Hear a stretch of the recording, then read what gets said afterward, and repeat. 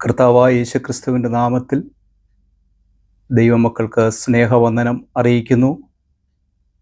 നമുക്കൊരുമിച്ച് ഇന്ന് രാത്രിയിൽ ദൈവത്തെ മഹത്വപ്പെടുത്തുവാൻ ലഭിച്ച ഈ വിലപ്പെട്ട അവസരത്തിനായിട്ട് ദൈവത്തെ സ്തുതിക്കുക.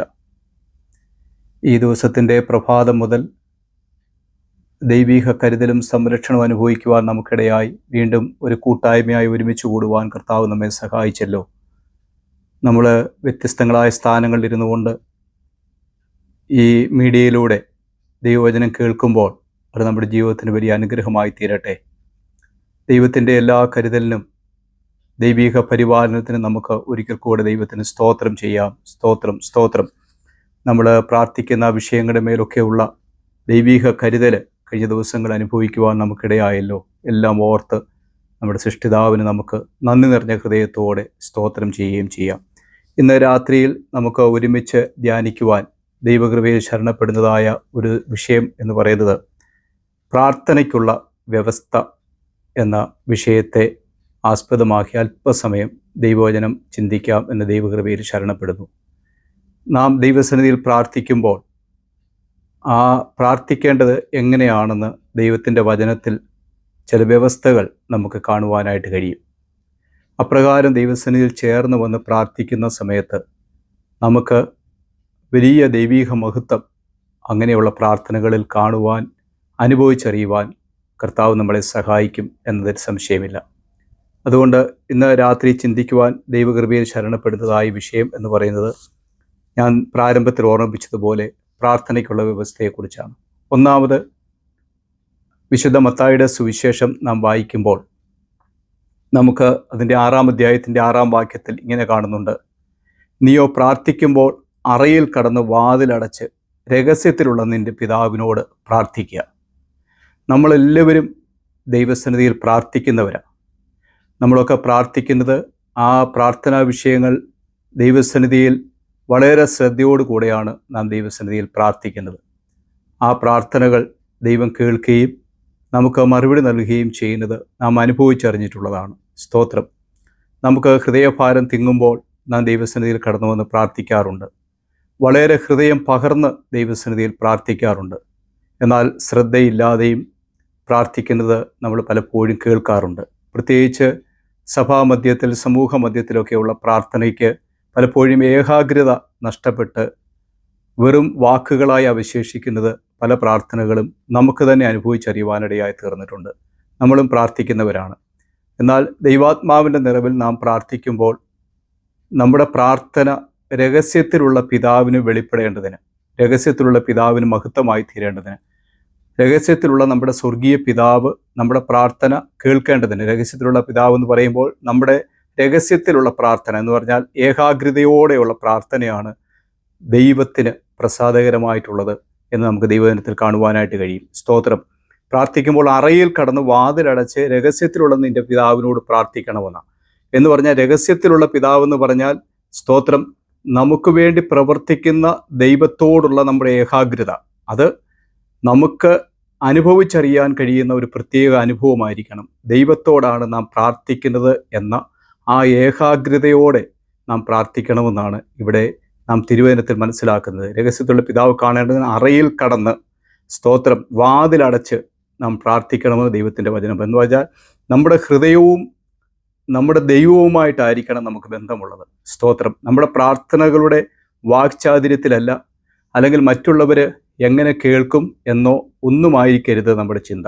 നാം ഒരു വിഷയം ദൈവത്തോട് പറഞ്ഞ് പ്രാർത്ഥിക്കുമ്പോൾ അപ്പനോട് മക്കൾ ഒരാവശ്യം പറയുന്നത് പോലെ, അല്ലെങ്കിൽ അപ്പനോട് മക്കൾ എങ്ങനെ കമ്മ്യൂണിക്കേറ്റ് ചെയ്യുന്നുവോ ആ നിലകളിൽ നമുക്ക് പ്രാർത്ഥിക്കുവാൻ കഴിയണമെന്ന് ദൈവത്തിൻ്റെ വചനം നമ്മളെ ബുദ്ധി ഉപദേശിക്കുക. സ്തോത്രം.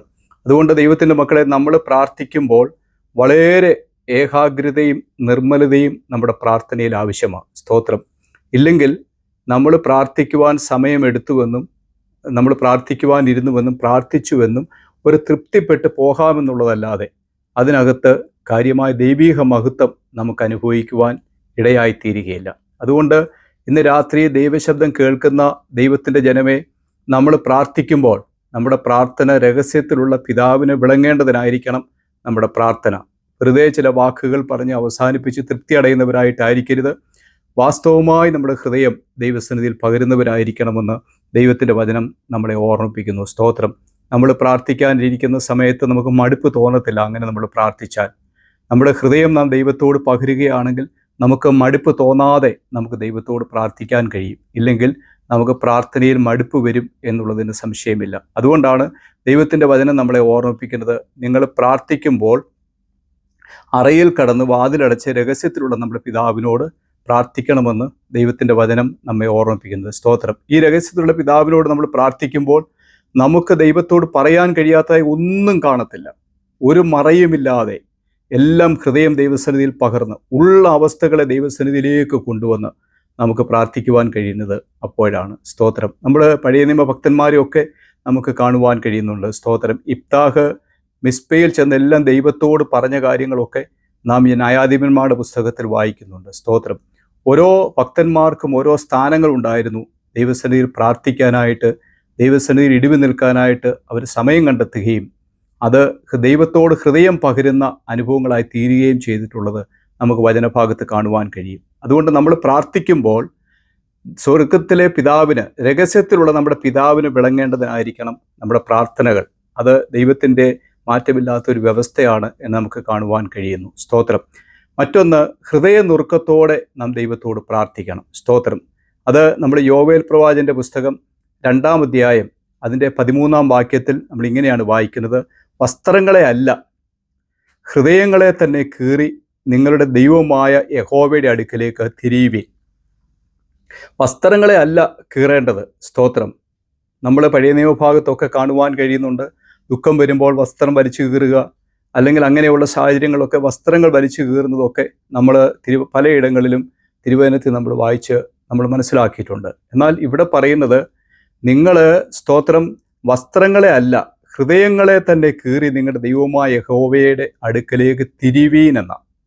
ആമേൻ. വസ്ത്രം കീറിയതുകൊണ്ടായില്ല, വസ്ത്രം കീറിയല്ല നമ്മൾ ദൈവത്തോട് ഉള്ള നമ്മുടെ ആ വലിയ ദൈവത്തോടുള്ള അടുപ്പം, ദൈവത്തോടുള്ള സ്നേഹം, അല്ല ദൈവത്തോടുള്ള കമ്മിറ്റ്മെൻറ്റ് നമ്മൾ പ്രദർശിപ്പിക്കേണ്ടത് വസ്ത്രം കീറിയിട്ടല്ല, പിന്നെ നമ്മുടെ ഹൃദയം തന്നെ കീറി ദൈവത്തെങ്കിലേക്ക് അടുത്ത് വരണമെന്ന ദൈവത്തിൻ്റെ വചനം പറയുന്നത്. സ്തോത്രം. അതുകൊണ്ട് ഹല്ലേലൂയ, നിങ്ങളുടെ ദൈവമായ യഹോവയുടെ അടുക്കലേക്ക് നിങ്ങൾ തിരിവീൻ. ഇന്നുള്ള അവസ്ഥയിൽ നിന്ന് നമുക്കൊരു തിരിഞ്ഞു വരവ് ആവശ്യമായി. എങ്ങനെയാ? നമ്മുടെ ഹൃദയങ്ങളെ തന്നെ കീറിക്കൊണ്ടായിരിക്കണം ദൈവസന്നിധിയിൽ വരേണ്ടത്. ഹൃദയങ്ങളെ കീറുക എന്ന് പറഞ്ഞാൽ എന്താ? നമ്മുടെ ഉള്ളിൽ ഇരിക്കുന്ന ചിന്തകളുണ്ട്. ആ ചിന്തകളിൽ നിന്ന് ഉരുത്തിരിയുന്നതാണ് സകല പ്രവൃത്തികളും പിന്നെ പുറത്തേക്ക് വരുന്നത്. സ്തോത്രം. അവിടെയാണ് ആമേൻ സ്തോത്രം നമുക്ക് ഏറ്റവും ശ്രേഷ്ഠമായൊരു ചിന്തിക്കുവാൻ കഴിയും. ആത്മാവിൻ്റെ ചിന്ത ഹല്ലേലൂയ അത് ജീവനാണ്, എന്നാൽ ജഡത്തിൻ്റെ ചിന്ത അത് മരണമാണെന്ന ദൈവത്തിൻ്റെ വചനം നമ്മളെ വായിക്കുന്നത്. അതുകൊണ്ട് നമ്മുടെ ഹൃദയത്തിൽ നിന്ന് ഉയരുന്ന ചിന്തകളൊക്കെ ആത്മാവിൻ്റെ ചിന്തകളായി തീരുകയും നാം ദൈവസന്നിധിയിൽ ഹൃദയങ്ങളെ പകരുകയും ചെയ്യണം. നമ്മുടെ ഹൃദയങ്ങളെ ഒന്ന് കീറണം. അപ്പോൾ എന്താ സംഭവിക്കുന്നത്?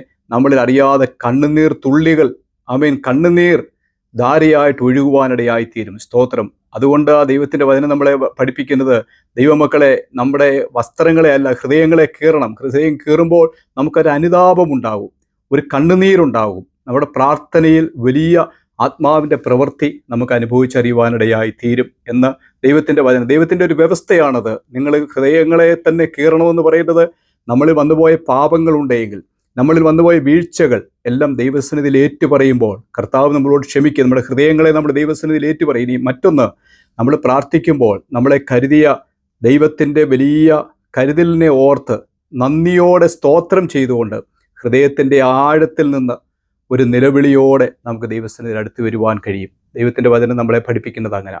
അതുകൊണ്ട് നമ്മൾ ഹല്ലേലൂയ വസ്ത്രങ്ങളെ അല്ല ഹൃദയങ്ങളെ തന്നെ കീറി ദൈവത്തെങ്കിലേക്ക് അടുത്ത് വരണമെന്ന് യോവേൽ പ്രവാചകന്റെ പുസ്തകം 2-ാം അധ്യായം 13-ാമത്തെ വാക്യത്തിൽ നാം തിരുവചനത്തിൽ അങ്ങനെ വായിക്കുന്നു. സ്തോത്രം. ആമേൻ. അപ്പോൾ പ്രാർത്ഥനയുടെ 2-ാമത്തെ വ്യവസ്ഥ നാം ഇന്ന് രാത്രി ചിന്തിച്ചത്, ആമേൻ സ്തോത്രം, നാം ദൈവസന്നിധിയിൽ അടുത്ത് വരുമ്പോൾ വളരെ ഹൃദയ നുറുക്കത്തോടെ ദൈവസന്നിധിയിൽ അടുത്ത് വരുവാണ്ട കോണം ഇടയായിത്തീരണം. മറ്റൊന്ന് സ്തോത്രം, ഇന്നത്തെ ചിന്തയിൽ മറ്റൊന്ന് നമ്മൾ ചിന്തിക്കാൻ ആഗ്രഹിക്കുന്നത്, യാക്കോബിൻ്റെ ലേഖനം അതിൻ്റെ 1-ാം അധ്യായം 6-ാമത്തെ വാക്യത്തിൽ ഇങ്ങനെ വായിക്കുന്നു, എന്നാൽ അവൻ ഒന്നും സംശയിക്കാതെ വിശ്വാസത്തോടെ യാചിക്കണമെന്ന്. അപ്പോൾ സംശയിക്കാതെ വേണം നമ്മുടെ പ്രാർത്ഥനകൾ എന്ന് പറയുന്നത്. സ്തോത്രം. സംശയത്തെക്കുറിച്ച് മുൻപൊരിക്കൽ ഞാൻ ദൈവവചന ഭാഗത്ത് ചിന്തിച്ചപ്പോൾ ഷെയർ ചെയ്തതാണ്. സ്തോത്രം. അതുകൊണ്ട് ഞാൻ അതിലേക്ക് ആഴത്തിൽ പോകുന്നില്ല. എന്നാൽ നാം പ്രാർത്ഥിക്കുമ്പോൾ നമ്മൾ പ്രാർത്ഥിക്കേണ്ടത് സ്തോത്രം സംശയിക്കാതെ വിശ്വാസത്തോടെ പ്രാർത്ഥിക്കണമെന്ന് ദൈവത്തിൻ്റെ വചനം നമ്മളെ ഓർമ്മിപ്പിക്കുന്നു. സ്തോത്രം. എന്നാൽ അവൻ ഒന്നും സംശയിക്കാതെ വിശ്വാസത്തോടെ യാചിക്കണമെന്ന ദൈവത്തിൻ്റെ വചനം നമ്മളെ ഓർമ്മിപ്പിക്കുന്നത്. സ്തോത്രം. നമ്മൾ പ്രാർത്ഥനയിൽ ഇരിക്കുമ്പോൾ തന്നെ, നമ്മളൊരു വിഷയം പ്രാർത്ഥിക്കാൻ തുടങ്ങുമ്പോൾ തന്നെ നമ്മളിൽ പല ചിന്തകൾ കടന്നു വരും. സ്തോത്രം. ഈ പ്രാർത്ഥന ദൈവസന്നിധിയിൽ എത്തുമോ? ഇങ്ങനെയാണോ പ്രാർത്ഥിക്കേണ്ടത്? അല്ലെങ്കിൽ ഇതിന് മറുപടി ലഭിക്കുമോ? ഇതിനെന്തായിരിക്കും മറുപടി ലഭിക്കുന്നത്? ഇങ്ങനെ പലവിധമായ ചിന്തകളും ആകുലതകളുമാണ് നമ്മുടെ മുമ്പിലേക്ക് കടന്നു വരുന്നത്. എന്നാൽ നമ്മൾ പ്രാർത്ഥിക്കുന്നത് നമ്മുടെ സ്വർഗീയ പിതാവിനോടാണ്. ആമേൻ. എൻ്റെ സഹായം എവിടെ നിന്ന് വരും? എൻ്റെ സഹായം ആകാശവും ഭൂമിയും ഉണ്ടാക്കിയ ദൈവത്തിങ്കിൽ നിന്ന് വരുന്നുവെന്നാണ് ദൈവത്തിൻ്റെ വചനം. അപ്പോൾ നമ്മൾ പ്രാർത്ഥിക്കുന്നത് ആകാശവും ഭൂമിയും സൃഷ്ടിച്ച സ്വർഗീയ പിതാവിനോടാണെന്നുള്ള ഉത്തമമായ ബോധം നമുക്കുണ്ട് എന്ന് വരികയിൽ. സ്തോത്രം. ഹല്ലേലൂയ. നമ്മുടെ കർത്താവിനോടാണ് നമ്മൾ പ്രാർത്ഥിക്കുന്നത്. സ്തോത്രം. നമ്മൾ പ്രാർത്ഥിക്കുമ്പോൾ സ്വർഗീയ പിതാവിനോട് നമ്മൾ പ്രാർത്ഥിക്കുന്നു. യേശുക്രിസ്തുവിൻ്റെ നാമത്തിൽ പ്രാർത്ഥിച്ചാൽ നമ്മുടെ കർത്താവ് നമ്മുടെ പ്രാർത്ഥന തള്ളിക്കളയത്തില്ല. അപ്പോൾ നമുക്കൊരു ആഴമേറിയ വിശ്വാസമുണ്ട്. ആമേൻ. നമ്മുടെ സ്വർഗീയ പിതാവ് സൽഗുണപൂർണനാ. നമുക്കത് നിർവഹിച്ചു തരുവാൻ നമ്മുടെ കർത്താവ് മതിയായ ദൈവമാണ് എന്ന് നമുക്ക് വലിയൊരു ആഗ്രഹമുണ്ട്. നമ്മുടെ പ്രാർത്ഥനയുണ്ട്. സ്തോത്രം.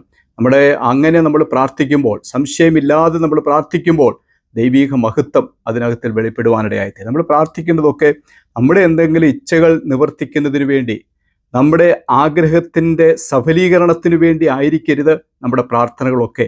നമ്മുടെ പ്രാർത്ഥന സംശയം കൂടാതെ നമ്മൾ പ്രാർത്ഥിക്കുമ്പോൾ നാം പ്രാർത്ഥിക്കുന്ന ആ വിഷയത്തിലുള്ള ദൈവത്തിൻ്റെ മഹത്വമുള്ള പ്രവൃത്തി എന്താണോ അത് ഞങ്ങൾക്ക് വേണ്ടി വെളിപ്പെടുത്തി തരണമേ എന്ന് നമ്മൾ പ്രാർത്ഥിക്കുമ്പോൾ നിശ്ചയമായി ആ വിഷയത്തിൽ നമുക്ക് വേണ്ടി ഇടപെടുന്ന ഒരു ദൈവ സാന്നിധ്യം നമുക്ക് കാണുവാനിടയായിത്തീരും. അതുകൊണ്ട് നമ്മൾ പ്രാർത്ഥിക്കുമ്പോൾ, ദൈവിക വ്യവസ്ഥ പ്രകാരം പ്രാർത്ഥിക്കുമ്പോൾ അടുത്തായിട്ട് നമ്മൾ ചിന്തിക്കുന്നത് സംശയം കൂടാതെ ദൈവത്തോട് പ്രാർത്ഥിക്കണമെന്ന്. സ്തോത്രം. അതാ ദൈവത്തിൻ്റെ വചനത്തിൽ പറയുന്നാൽ അവർ ഒന്നും സംശയിക്കാതെ വിശ്വാസത്തോടെ യാചിക്കണമെന്ന ദൈവത്തിൻ്റെ വചനം നമ്മളെ ഓർമ്മിപ്പിക്കുന്നത്. അടുത്ത ഒരു ചിന്ത, സ്തോത്രം, നമ്മുടെ ക്രമീകരണത്തോടു കൂടെ വേണം ദൈവത്തോട് പ്രാർത്ഥിക്കാൻ. നമുക്കൊരു ക്രമീകരണം ഉണ്ടായിരിക്കണം നമ്മുടെ പ്രാർത്ഥനയിൽ. അതെന്താണ് ക്രമീകരണം എന്ന് പറയുന്നത്? സ്തോത്രം. ഹല്ലേലൂയ. നമ്മൾ എന്തൊരു കാര്യം ചെയ്യുമ്പോഴും അതിൻ്റെതായ ഒരു ക്രമീകരണമുണ്ട്. ഹല്ലേലൂയ. നമ്മളൊരു വിവാഹത്തിൻ്റെ കാര്യം ആലോചിക്കുകയോ നമ്മുടെ തലമുറകൾക്ക് വേണ്ടി ആ കാര്യങ്ങൾക്ക് വേണ്ടി നമ്മൾ ഇറങ്ങുകയോ ചെയ്യുമ്പോൾ അതിൻ്റെതായ ക്രമീകരണങ്ങൾ നമ്മൾ വരുത്തും. സ്തോത്രം. ആമേൻ. സ്തോത്രം. ക്രമമായിട്ടുള്ള ആലോചനകൾ, അതിൻ്റെ അന്വേഷണങ്ങൾ ഒക്കെ നമ്മൾ നടത്തി ഓരോ പടിപടിയായി സ്റ്റെപ്പായി കൊണ്ടുവന്നാണ് അതിൻ്റെ കാര്യങ്ങൾ നമ്മൾ ക്രമീകരിക്കാറായിട്ടുള്ളത്. അല്ലെങ്കിൽ ഒരു ഭവനം പണിയുമ്പോൾ നമുക്ക് അതിൻ്റെ പ്ലാനിങ്, അതിൻ്റെ ചിന്തകൾ മനസ്സിൽ വരുമ്പോൾ തന്നെ അതിൻ്റെ പ്ലാനിങ് വരുത്തി അതിൻ്റെ പ്ലാൻ നമ്മൾ കറക്റ്റായിട്ട് ക്രമീകരിച്ച് ഓരോന്നും ക്രമീകരിച്ചാണ് നമ്മൾ ആ കാര്യങ്ങളൊക്കെ ചെയ്യുന്നത്. പ്രാർത്ഥനയ്ക്ക് നമ്മൾ അടുത്ത് വരുന്ന സമയത്ത് ദൈവസന്നിധിയിൽ വരുത്തേണ്ടുന്ന ക്രമീകരണം എന്താണെന്ന് ചോദിച്ചു കഴിഞ്ഞാൽ, നമ്മൾ 1 രാജാക്കന്മാരുടെ പുസ്തകം നമ്മൾ വായിക്കുന്ന സമയത്ത് 18-ാം അധ്യായം 30 മുതൽ 38 വരെയുള്ള വാക്യത്തിൽ അത് വളരെ വിശദമായിട്ട് പറഞ്ഞിട്ടുണ്ട്. എന്നാൽ അത്ര വിശദീകരിച്ച് പറയാൻ എൻ്റെ മുമ്പിൽ സമയമില്ലാത്തതുകൊണ്ട് അതിൻ്റെ കാതലായ ചില കാര്യങ്ങൾ ദൈവമക്കളുടെ ശ്രദ്ധയിലേക്ക് കൊണ്ടുവരികയാണ്. സ്തോത്രം. അവിടെ നമ്മൾ കാണാൻ കഴിയുന്നത് ഇങ്ങനെയാണ്: ഇടിഞ്ഞു കിടന്ന യഹോവയുടെ യാഗപീഠം നന്നാക്കിയെന്ന. സ്തോത്രം. ഇടിഞ്ഞു കിടന്ന യഹോവയുടെ യാഗപീഠം. ഈ ചില കാര്യങ്ങളൊക്കെ ഇടിഞ്ഞു കിടക്കുകയായിരുന്നു. സ്തോത്രം. ഇവിടെ ഏലിയാവിനെ കുറിച്ച് പറയുന്ന ഭാഗം അവിടെ ഏലിയാവ് പ്രാർത്ഥിക്കുമ്പോൾ ഇടിഞ്ഞു കിടന്ന ആ യാഗപീഠം നന്നാക്കിക്കൊണ്ട ആ കർത്താവിൻ്റെ ദാസൻ പ്രാർത്ഥിക്കുന്നത്. സ്തോത്രം. അതേ ദൈവമക്കളെ, ഇടിഞ്ഞു കിടന്നതായ യാഗപീഠം നന്നാക്കണം.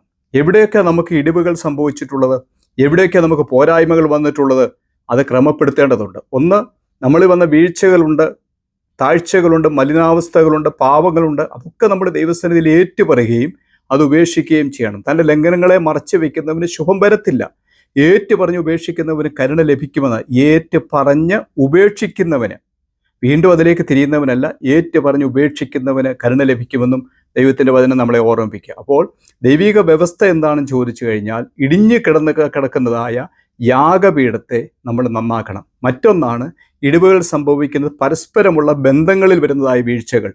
അത് നമ്മുടെ രക്തബന്ധത്തിൽപ്പെട്ടവരായിരിക്കാം, നമ്മുടെ ആത്മീക സഹോദരങ്ങളുമായിട്ടായിരിക്കാം. അങ്ങനെ പല മേഖലകളിലും നമ്മുടെ ബന്ധങ്ങൾക്ക് ഒരു ക്രമീകരണം വരേണ്ടതായിട്ടുണ്ട്. സ്തോത്രം. ആ ഇടിഞ്ഞു കിടക്കുന്ന യാഗപീഠത്തെ പണിയണമെന്ന് ദൈവത്തിൻ്റെ വചനം നമ്മളെ ഓർമ്മിപ്പിക്കുക. അതിൻ്റെ വിശാലതയിലേക്ക് ഞാൻ പോകുന്നില്ല. എന്നാൽ ഈ ഒരു ക്രമീകരണം, പ്രാർത്ഥനയ്ക്ക് മുൻപ് ഇങ്ങനെയുള്ള ക്രമീകരണങ്ങൾ നമ്മുടെ ജീവിതത്തിൽ കൊണ്ടുവന്നെങ്കിലേ നമ്മുടെ പ്രാർത്ഥനകൾക്ക് നാം ആഗ്രഹിക്കുന്ന അളവിൽ ദൈവിക മഹത്വത്തോടെ ഒരു പ്രവൃത്തി വെളിപ്പെടുവാനിടയായി തീരുകയുള്ളൂ എന്ന് ദൈവത്തിൻ്റെ വചനം നമ്മളെ ഓർമ്മിപ്പിക്കുന്നു. സ്തോത്രം. ആ ഭാഗത്ത് നമ്മൾ വായിക്കുന്ന സമയത്ത് അതിൻ്റെ 38-ാമത്തെ വാക്യത്തിൽ നമ്മൾ ഇങ്ങനെയാണ് വായിക്കുന്നത്, ഉടനെ യഹോവയുടെ തീ ഇറങ്ങിയെന്ന. ഈ യാഗപീഠത്തിൻ്റെ കുറവുകളെയൊക്കെ പരിഹരിച്ച് ഇടിഞ്ഞു കിടന്ന യാഗപീഠത്തെയൊക്കെ ക്രമപ്പെടുത്തി ഏലിയാവ് ദൈവസന്നിധിയിൽ വന്ന് പ്രാർത്ഥിക്കുമ്പോൾ ആ പ്രാർത്ഥന ഒരു ദൈർഘ്യമേറിയ പ്രാർത്ഥനയായിരുന്നില്ല. ഒരുപാട് ക്രമീകരണങ്ങൾ വരുത്തിയത് ആ ഭാഗത്ത് നമുക്ക് സാവകാശം പിന്നീട് വായിച്ചു നോക്കിയാൽ മതി. ഒരുപാട് ക്രമീകരണങ്ങൾ വരുത്തി, സ്തോത്രം, വരുത്തിക്കൊണ്ട് ഏലിയാവ് പ്രാർത്ഥിച്ച ആ നിമിഷം തന്നെ ദൈവത്തിൻ്റെ തീ സ്വർഗത്തിൽ നിറങ്ങി. പലപ്പോഴും നമ്മുടെ പ്രാർത്ഥനയിൽ തീ ഇറങ്ങുന്നത് നമ്മൾ അനുഭവിച്ചറിഞ്ഞിട്ടുണ്ട്. ഹല്ലേലൂയ. തീ ഇറങ്ങുന്നത് പോലെയുള്ള അനുഭവങ്ങൾ നമ്മുടെ പ്രാർത്ഥനയുടെ മധ്യത്തിൽ ദൈവം ആമേൻ വെളിപ്പെടുത്തി തന്നതായ അനുഭവങ്ങൾ നമ്മൾ പലപ്പോഴും അനുഭവിച്ചിട്ടുണ്ട്. എന്നാൽ ചിലപ്പോൾ നമ്മൾ പ്രാർത്ഥിക്കുമ്പോൾ ആമേൻ പ്രാർത്ഥനയിൽ ഒന്നും അനുഭവപ്പെടാത്ത അനുഭവങ്ങളും പലപ്പോഴും പലരും ഷെയർ ചെയ്യാറുണ്ട്. സ്തോത്രം. ദൈവമക്കളെ, ഇന്ന് രാത്രിയിൽ നാം ക്രമീകരണത്തോടെയാണ് നമ്മൾ ചില വിഷയങ്ങൾക്ക് വേണ്ടി പ്രാർത്ഥിക്കുന്നത് എങ്കിൽ ദൈവസന്നിധിയിൽ ഒരു ക്രമീകരണം വരുത്തിയിട്ട് അതെന്തൊക്കെയാണെന്ന് പരിശുദ്ധാത്മാവ് നമുക്ക് ഓർമ്മപ്പെടുത്തി. നമ്മുടെ സഹോദരങ്ങളുമായിട്ടുള്ള ബന്ധത്തിലായിരിക്കാം, നമ്മുടെ ഔദ്യോഗിക ജീവിതത്തിലുള്ള ആമേൻ ക്രമീകരണങ്ങളിലായിരിക്കാം, ആമേൻ കൊടുക്കൽ വാങ്ങലുകളിലായിരിക്കാം, പരസ്പരമുള്ള സംസർഗങ്ങളിലായിരിക്കാം. എല്ലാം രഹസ്യത്തിലുള്ള പിതാവ് കാണുമ്പോൾ ദൈവസന്നിധിയിൽ നമുക്കൊരു ക്രമീകരണത്തോടെ ദൈവത്തോട് പ്രാർത്ഥിക്കുവാനിടയായി തീരണമെന്ന് ദൈവത്തിൻ്റെ വചനം നമ്മളെ ഓർമ്മിപ്പിക്കുന്നു. സ്തോത്രം. മറ്റൊന്ന്, ശുദ്ധീകരണത്തോടെ വേണം നാം ദൈവത്തോട് പ്രാർത്ഥിക്കാൻ. ശുദ്ധീകരണത്തോടെ നാം ദൈവത്തോട് പ്രാർത്ഥിക്കുമ്പോൾ ദൈവത്തിൻ്റെ മഹത്വം നമുക്ക് കാണുവാനിടയായി തീരും. ശുദ്ധീകരണത്തോടെ പ്രാർത്ഥിക്കണം എന്നുള്ളത് ദൈവിക വ്യവസ്ഥയാണ്. അത് നമുക്ക് കാണുവാനായിട്ട് കഴിയുന്നുണ്ട്. സ്തോത്രം. അത് 2 ദിനവൃത്താന്തങ്ങളുടെ പുസ്തകം 7-ാം അധ്യായം 14-ാം വാക്യം. സ്തോത്രം. പലപ്പോഴും പ്രാർത്ഥനകളിലൊക്കെ നാം ഉച്ചരിക്കുകയും മനഃപ്പാഠമാക്കുകയും ഒക്കെ ചെയ്തിട്ടുള്ള വാക്യങ്ങളാണ്. പക്ഷെ ജീവിതത്തിൻ്റെ പ്രായോഗിക മേഖലകളിൽ ഇത് നമ്മൾ പലപ്പോഴും അപ്ലൈ ചെയ്യാറില്ല എന്നുള്ളതാണ് ഒരു വസ്തുത. ഇവിടെ ദൈവത്തിൻ്റെ വചനം നമ്മൾ വായിക്കുന്നത്, സ്തോത്രം, ശുദ്ധീകരണത്തോടെ നമ്മൾ ദൈവത്തോട് പ്രാർത്ഥിക്കണം. ആ വചനഭാഗം ഇങ്ങനെയാണ് വായിക്കുന്നത്, എൻ്റെ നാമം വിളിക്കപ്പെട്ടിരിക്കുന്ന എൻ്റെ ജനം തങ്ങളെ തന്നെ താഴ്ത്തി പ്രാർത്ഥിച്ച് എൻ്റെ മുഖം അന്വേഷിച്ച് തങ്ങളുടെ ദുർമാർഗങ്ങളെ വിട്ട് തിരിയുമെങ്കിൽ ഞാൻ സ്വർഗത്തിൽ നിന്ന് കേൾക്കുമെന്ന്. ആമേൻ. തങ്ങളെ തന്നെ താഴ്ത്തി ഹൃദയങ്ങളെ ശുദ്ധീകരിച്ച് ദുർമാർഗങ്ങളെ വിട്ടുതിരിഞ്ഞ് നമ്മൾ പ്രാർത്ഥിക്കുമ്പോൾ സ്വർഗത്തിൽ നിന്ന് കേട്ട് അവരുടെ പാപം ക്ഷമിച്ച് അവരുടെ ദേശത്തിന് സൗഖ്യം വരുത്തി കൊടുക്കുമെന്ന ദൈവത്തിൻ്റെ വചനം നമ്മളെ പഠിപ്പിക്കുന്നത്. നമ്മൾ ശുദ്ധീകരണത്തോടെ പ്രാർത്ഥിക്കുമ്പോൾ, ഹല്ലേലൂയ, സ്തോത്രം, നമ്മുടെ ഹൃദയങ്ങളെ ദൈവസന്നിധിയിൽ പകർന്ന് ഈ പറഞ്ഞതായ വ്യവസ്ഥകൾ ഓരോന്നായി നമ്മൾ നോക്കുമ്പോൾ, ഈ ക്രമത്തിൽ നമ്മൾ ദൈവസന്നിധിയിൽ അടുത്ത് വന്ന് പ്രാർത്ഥിക്കുമ്പോൾ, ഈ ശുദ്ധീകരണം നമ്മളിൽ കടന്നു വരുന്ന സമയത്ത് ദൈവം ചെയ്യുന്ന ഒരു പ്രവൃത്തിയുണ്ട്. അവരുടെ പാപം ക്ഷമിക്കും. ഹല്ലേലൂയ. നമ്മുടെ പാപം ദൈവം ക്ഷമിക്കും. അവിടെ നമ്മൾ അങ്ങനെയാണ് വായിക്കുന്നത്, നമ്മുടെ പാപം അവൻ ക്ഷമിച്ചു. ഹല്ലേലൂയ, സ്തോത്രം. തങ്ങളെ തന്നെ താഴ്ത്തി പ്രാർത്ഥിച്ച് എൻ്റെ മുഖം അന്വേഷിച്ച് തങ്ങളുടെ ദുർമാർഗങ്ങളെ വിട്ടുതിരിയുമെങ്കിൽ ഞാൻ സ്വർഗത്തിൽ നിന്ന് കേട്ട് അവരുടെ പാപം ക്ഷമിച്ച് അവരുടെ ദേശത്തിന് സൗഖ്യം വരുത്തി കൊടുക്കുമെന്ന്. പലപ്പോഴും നമ്മൾ പ്രാർത്ഥിക്കുന്നത് നമ്മുടെ വിഷയങ്ങളായിരിക്കാം, നമ്മുടെ ആഗ്രഹങ്ങൾക്ക് വേണ്ടി ആയിരിക്കും പ്രാർത്ഥിക്കുന്നാൽ അതിലുപരി നമ്മുടെ ദേശങ്ങൾക്ക് സൗഖ്യം വരുത്തുന്ന ഒരു ദൈവപ്രവൃത്തിയുണ്ട്. അതേ ദൈവമക്കളെ, നമ്മളൊക്കെ പാർക്കുന്ന നമ്മുടെ ദേശങ്ങളിൽ, ആമേൻ, സ്തോത്രം, നമ്മൾ ആമേൻ ഇപ്പോൾ പാർക്കുന്ന ഈ കുവൈറ്റ് രാജ്യത്തിന് സ്വസ്ഥതയുണ്ടെങ്കിലേ നമുക്ക് സ്വസ്ഥതയുള്ളൂ. ഈ രാജ്യത്ത് സമാധാനമുണ്ടെങ്കിലേ നമുക്ക് സമാധാനമുള്ളൂ. ഹല്ലേലൂയ. നമ്മുടെ മാതൃരാജ്യമായ ഭാരതത്തിൽ സമാധാനമുണ്ടെങ്കിലേ, നമ്മുടെ ഗ്രാമങ്ങളിൽ, നമ്മൾ പാർക്കുന്ന ഏരിയകളിൽ സമാധാനവും സ്വസ്ഥതയും ഉണ്ടെങ്കിലേ നമുക്ക് സമാധാനം ഉണ്ടാകത്തുള്ളൂ. ഇല്ലെങ്കിൽ നമുക്ക് സമാധാനമില്ല. അതുകൊണ്ട് ദൈവത്തിൻ്റെ വചനം പറയുന്നുണ്ട്, നമ്മുടെ രാജ്യങ്ങൾക്ക് വേണ്ടി, ഭരണകർത്താക്കൾക്ക് വേണ്ടി, ദേശത്തിന് വേണ്ടിയൊക്കെ പ്രാർത്ഥിക്കണമെന്ന ദൈവത്തിൻ്റെ വചനം നമ്മളെ ഓർമ്മിപ്പിക്കേണ്ടത്. അതെ, ദൈവത്തിൻ്റെ ആത്മാവ് ഇന്ന് രാത്രിയിൽ നമ്മളെ അങ്ങനെ ബുദ്ധി ഉപദേശിക്കുകയാണ്. സ്തോത്രം. അതുകൊണ്ട് ഹല്ലേലൂയ, ദൈവജനമേ, വളരെ ശ്രദ്ധയോടെ നാം ഈ കാലങ്ങളിൽ ഈ വചനങ്ങളെ ഏറ്റെടുക്കേണ്ടത് ആവശ്യമാണ്. നമ്മൾ ദൈവസന്നിധിയിൽ ഏറ്റുപറഞ്ഞ് നമ്മുടെ കുറവുകളെ, നമ്മുടെ ലംഘനങ്ങളെ ഒക്കെ ദൈവത്തോട് ഏറ്റുപറയുമ്പോൾ സംഭവിക്കുന്ന ഒരു കാര്യം എന്താണെന്ന് ചോദിച്ചു കഴിഞ്ഞാൽ, നമുക്ക് വേണ്ടി ദൈവം പ്രവർത്തിക്കുമ്പോൾ തന്നെ നമ്മുടെ ദേശങ്ങൾക്ക് ദൈവം സൗഖ്യം വരുത്തുവാനിടയായിത്തീരും. ആകയാൽ ഇന്ന് രാത്രിയിൽ ദൈവകരങ്ങളിൽ ഈ ആമേൻ ഏൽപ്പിച്ചു കൊടുത്തുകൊണ്ട് ദൈവിക വ്യവസ്ഥ പ്രകാരം നമ്മുടെ പ്രാർത്ഥനകളെ ക്രമീകരിക്കുവാൻ നമുക്കിടയായിത്തീരണം. സ്തോത്രം. മറ്റൊരു ഭാഗം നമുക്ക് ദൈവദിനത്തിൽ കാണുവാൻ കഴിയുന്നത്, ഉപവാസത്തോടെ നമുക്ക് ദൈവസന്നിധിയിൽ പ്രാർത്ഥിക്കുവാൻ കഴിയണം. സ്തോത്രം. ഹല്ലേലൂയ. നമ്മൾ ഉപവാസത്തോടു കൂടെ വേണം നമ്മൾ ദൈവത്തോട് പ്രാർത്ഥിക്കാൻ. ഹല്ലേലൂയ. പലപ്പോഴും നമുക്ക് ഒരു മടിയുള്ള കാര്യമാണ് ഉപവസിക്കുക എന്ന് പറയുന്നത്. സ്തോത്രം. ഉപവാസത്തിലും പ്രാർത്ഥനയിലും നാം സമയം ചെലവിടുമ്പോൾ ദൈവത്തിൻ്റെ മഹത്വമുള്ള പ്രവൃത്തി ആ വിഷയങ്ങളിലൊക്കെ കഴിഞ്ഞ കാലങ്ങളിൽ നമ്മൾ കണ്ടും കേട്ടും അനുഭവിച്ചിട്ടുള്ള ഒരു യാഥാർത്ഥ്യമാണ്. സ്തോത്രം. ഹല്ലേലൂയ. ഉപവാസത്തിലും പ്രാർത്ഥനയിലും ഇരിക്കുന്ന ദൈവപൈതലിന് വേണ്ടി ദൈവം തൻ്റെ മഹത്വത്തോടെ പ്രവർത്തിക്കും എന്നതിന് യാതൊരു സംശയവുമില്ല. ഉപവാസത്തോടെ നമുക്ക് ദൈവസന്നിധിയിൽ പ്രാർത്ഥിക്കുവാനിടയായി തീരണം എന്ന് ദൈവത്തിൻ്റെ വചനം നമ്മളെ പഠിപ്പിക്കുന്നു. സ്തോത്രം. ഈ ഉപവാസത്തോടെ പ്രാർത്ഥിക്കണം എന്ന് പറയുമ്പോൾ എസ്തേറിൻ്റെ പുസ്തകം അതിൻ്റെ 4-ാം അധ്യായം 16-ാമത്തെ വാക്യത്തിലാണ് നമ്മൾ ഇങ്ങനെ വായിക്കുന്നത്. എസ്തേറിൻ്റെ പുസ്തകം 4-ാം അധ്യായം അതിൻ്റെ 16-ാമത്തെ വാക്യത്തിൽ ഇങ്ങനെ വായിക്കുന്നു: 3 ദിവസം ഉപവസിപ്പീൻ എന്ന് എസ്തേർ പറയുന്നു. അപ്പോൾ എസ്തേർ പറയുകയാണ്, 3 ദിവസം നിങ്ങൾ ദൈവസന്നിധിയിൽ ഉപവസിക്കണം, പ്രാർത്ഥിക്കണമെന്ന് എസ്തേറിൻ്റെ പുസ്തകത്തിൽ നമ്മളെ ബുദ്ധി ഉപദേശിക്കുന്നു. 3 ദിവസം വേറിട്ട് ദൈവസന്നിധി ഉപവസിച്ച് പ്രാർത്ഥിക്കാൻ പറഞ്ഞു. എന്ന് വെച്ചാൽ യഹൂദന്മാർക്ക് എതിരെ ഉള്ളതായ നിയമങ്ങളെ, യഹൂദന്മാർക്കെതിരെ രാജാവിൻ്റെ കൽപ്പന പുറപ്പെട്ടപ്പോൾ, ആമേൻ, സ്തോത്രം, ഹല്ലേലൂയ, തൻ്റെ സ്വന്തം ജനം നശിച്ചു പോകാതിരിക്കേണ്ടതിന് രാജാവിൻ്റെ സന്നിധിയിൽ നിന്ന് അപേക്ഷിക്കുന്നതിന് മുൻപ് നിങ്ങളെല്ലാവരും 3 ദിവസം വേറിട്ട് ഉപവസിച്ച് പ്രാർത്ഥിക്കുവാൻ എസ്തേർ ആവശ്യപ്പെടുക. നമ്മൾ എസ്തേറിൻ്റെ പുസ്തകത്തിൽ കാണുന്നുണ്ട്. അങ്ങനെ പ്രാർത്ഥിക്കുമ്പോൾ ഹല്ലേലൂയ, നിയമപ്രകാരമല്ലെങ്കിലും ചട്ടപ്രകാരമല്ലെങ്കിലും എന്ത് ചെയ്യുന്നു? അവിടെ ഹല്ലേലൂയ എസ്തേർ രാജാവിൻ്റെ അടുത്ത് ചെല്ലുകയാണ്. രാജാവിൻ്റെ അടുത്ത് ചെല്ലുമ്പോൾ കരുണയുടെ പൊൻചെങ്കോൽ രാജാവ് എസ്തേറിന് നേരെ നീട്ടി. ഹല്ലേലൂയ. ക്രമപ്രകാരമല്ലാതെ അവിടെ ചെല്ലാൻ പറ്റത്തില്ല. അങ്ങനെ ചെന്നാൽ തൻ്റെ ജീവൻ വരെ നഷ്ടപ്പെടാം. എന്നാൽ ഉപവസിച്ച് പ്രാർത്ഥിച്ചുകൊണ്ട് രാജാവിൻ്റെ അടുത്ത് ചെല്ലുമ്പോൾ, ആമേൻ, എസ്തേറിന് വേണ്ടി ആ പൊൻചെങ്കോൽ നീട്ടുന്നത് നമ്മൾ ദൈവവചനത്തിൽ കാണുന്നു. അതേ ദൈവത്തിൻ്റെ മക്കളെ, ആമേൻ, സ്തോത്രം, ഏത് തുറക്കപ്പെടാത്ത വാതിലുകളും തുറക്കും. ആമേൻ. ഏത് കഠിന ഹൃദയവും അലിയുവാനിടയായിത്തീരും. ഏത് എതിരുകളും ഏത് പ്രതികൂലങ്ങളും, നമുക്കെതിരെ നിൽക്കുന്ന സകല പ്രതികൂലങ്ങളും, നമുക്കെതിരെ കടന്നു വരുന്ന സകല എതിരുകളും നമുക്ക് അനുകൂലമാക്കി തരുവാൻ സ്വർഗത്തിലെ ദൈവത്തിന് കഴിയും. സ്തോത്രം. അതെത്ര പ്രതികൂലമാകട്ടെ, എത്ര അനുകൂലമല്ലാത്ത സാഹചര്യങ്ങളിലൂടെയാണ് നമ്മൾ കടന്നു പോകുന്നതെങ്കിലും അതിൻ്റെ മധ്യത്തിൽ ഇറങ്ങി വന്ന് പ്രവർത്തിക്കുവാൻ കഴിയുന്ന ദൈവീക സാന്നിധ്യത്തെ നമുക്ക് അനുഭവിച്ചറിയുവാൻ നമ്മുടെ ഉപവാസത്തിലും പ്രാർത്ഥനയിലും കഴിയും എന്ന് ദൈവത്തിൻ്റെ വചനത്തിൽ നമ്മൾ വായിക്കുകയാണ്. അതുകൊണ്ട് നമ്മൾ പ്രാർത്ഥിക്കുമ്പോൾ, നമ്മൾ ആമേൻ, സ്തോത്രം, ദൈവസന്നിധിയിൽ ഇടിവ് നിൽക്കുന്ന സമയങ്ങളിൽ നമ്മൾ ഉപവാസത്തോടെ ദൈവസന്നിധിയിലായിരിക്കണമെന്ന് ദൈവത്തിൻ്റെ വചനം നമ്മളെ വളരെ വ്യക്തമായിട്ട് പഠിപ്പിക്കുകയാണ്. സ്തോത്രം, സ്തോത്രം, ഹല്ലേലൂയ. വിശുദ്ധ മത്തായിയുടെ സുവിശേഷം നമ്മൾ വായിക്കുന്ന സമയത്ത് അതിൻ്റെ 17-ാം അധ്യായം 21-ാമത്തെ വാക്യത്തിൽ ഇങ്ങനെ നമ്മൾ വായിക്കുന്നുണ്ട്: പ്രാർത്ഥനയാലും ഉപവാസത്താലുമല്ലാതെ ഈ ജാതി നീങ്ങിപ്പോകുന്നില്ല എന്നാണ് അവിടെ നമ്മൾ കാണുന്നത്. പ്രാർത്ഥനയാലും ഉപവാസത്താലുമല്ലാതെ ഈ ജാതി നീങ്ങിപ്പോകത്തില്ല. സ്തോത്രം. അപ്പോൾ ഇവിടെയും വിശുദ്ധ മത്തായിയുടെ സുവിശേഷത്തിലും നമ്മളെ കർത്താവ് പഠിപ്പിക്കുകയാണ്. സ്തോത്രം. നിങ്ങളുടെ പ്രാർത്ഥന എങ്ങനെ ആയിരിക്കണം? പ്രാർത്ഥനയാലും ഉപവാസത്താലുമല്ലാതെ ഈ ജാതി നീങ്ങിപ്പോകുന്നില്ല. അതെ, പ്രാർത്ഥനയുടെ ആ സമയത്ത് ഉപവാസത്തിൻ്റെ ആമേൻ ആ പ്രാധാന്യത്തെ കർത്താവ് നമ്മെ എടുത്ത് കാണിക്കുക. അതുകൊണ്ട് നമ്മൾ എൻ്റെ സമയം അതിക്രമിച്ചിരിക്കുന്നത് കൊണ്ട് ഞാൻ ഈ വചന ശുശ്രൂഷ ഇവിടെ അവസാനിപ്പിക്കുക. ഇനിയും തിരുവചന ഭാഗത്ത് ഇങ്ങനെ നിരവധി കാര്യങ്ങൾ നമുക്ക് വചനത്തിലൂടെ കാണുവാൻ കഴിയും. എന്നാൽ വളരെ പ്രധാനപ്പെട്ട ചില കാര്യങ്ങൾ ദൈവജനത്തെ ഓർമ്മിപ്പിക്കുക മാത്രമാണ് ചെയ്തത്. സ്തോത്രം. നമ്മുടെ പ്രാർത്ഥനകൾ പലപ്പോഴും ഒരു ചടങ്ങായിട്ട് അവശേഷിക്കുകയാണ്. സ്തോത്രം. നമുക്കിതൊന്നും അനുസരിക്കാനോ അംഗീകരിക്കാനോ അല്ലെങ്കിൽ ഇതിനോടൊന്ന് താണിരിക്കുവാനോ ഒന്നുമുള്ള താല്പര്യം നമ്മൾ പലപ്പോഴും കാണിക്കാറില്ല. സ്തോത്രം. ഹല്ലേലൂയ. എന്നാൽ നമ്മളൊക്കെ ചെയ്യുന്ന എന്താണെന്ന് ചോദിച്ചു കഴിഞ്ഞാൽ, നമ്മുടെ പ്രാർത്ഥനാ വിഷയങ്ങൾ മറ്റുള്ളവരെ നമ്മൾ ഏൽപ്പിക്കും. സ്തോത്രം. ഏതെങ്കിലും ദൈവദാസനെ, ഏതെങ്കിലും ദൈവസഭയെ, ഏതെങ്കിലും കൂട്ടത്തെ, കൂട്ടായ്മകളെ പ്രാർത്ഥനാ വിഷയം പറഞ്ഞ് അവിടെ പോയൊരു സാക്ഷ്യം പറഞ്ഞ് അല്ലെങ്കിൽ പ്രാർത്ഥനാ വിഷയം പറഞ്ഞ്, അതൊക്കെ നല്ല കാര്യമാണ്. നമുക്കോട് കൂടെ നിന്ന് പ്രാർത്ഥിക്കുന്ന വിശുദ്ധന്മാരുണ്ടെങ്കിൽ, കൂട്ടായ്മയുടെ അനുഭവം ഉണ്ടെങ്കിൽ അതൊക്കെ നമുക്കൊരു വലിയ ബലമാണ്. ആ പ്രാർത്ഥനകൾ ദൈവം അംഗീകരിക്കും. എന്നാൽ അതിലുപരി ദൈവത്തിൻ്റെ മക്കളെ, ഈ പറഞ്ഞ ദൈവിക വ്യവസ്ഥ നമ്മൾ അംഗീകരിച്ച് ദൈവസന്നിധിയിൽ ഒന്ന് ഇടിവിൽ നിന്ന് നോക്കിക്കേ. ഈ സഭയായിട്ട് പ്രാർത്ഥിക്കുന്നതും കൂട്ടമായിട്ട് പ്രാർത്ഥിക്കുന്നതും നമ്മൾ വ്യക്തിപരമായി പ്രാർത്ഥിക്കുന്നതും ഒക്കെ ആ ഒരു ജീവിതത്തിൻ്റെ ഒരു യഥാർത്ഥ അനുഭവത്തിൻ്റെ ദൈവിക മഹത്വം നമുക്ക് അനുഭവിച്ചറിയുവാനിടയായിത്തീരും. അതുകൊണ്ട് ഹല്ലേലൂയ, തുടർന്നുള്ള ദിവസങ്ങളിൽ ആമേൻ, ദൈവം അനുവദിക്കുന്നെങ്കിൽ ബാക്കി ചിന്തകൾ നമുക്ക് പങ്കുവയ്ക്കപ്പെടാം.